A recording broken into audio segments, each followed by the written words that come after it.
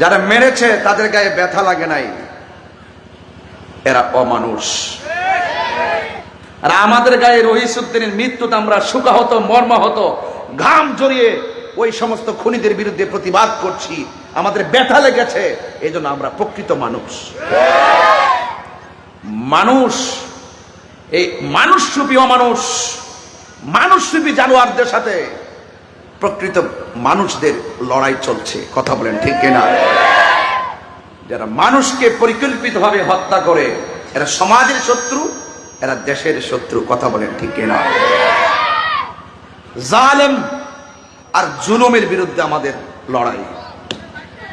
জালেম আর জুলুম, তাদের বিরুদ্ধে আমাদের লড়াই, মজলুমের পক্ষে আমাদের লড়াই। কথা বলেন ঠিক কিনা? এই জন্য আমি দেখেছি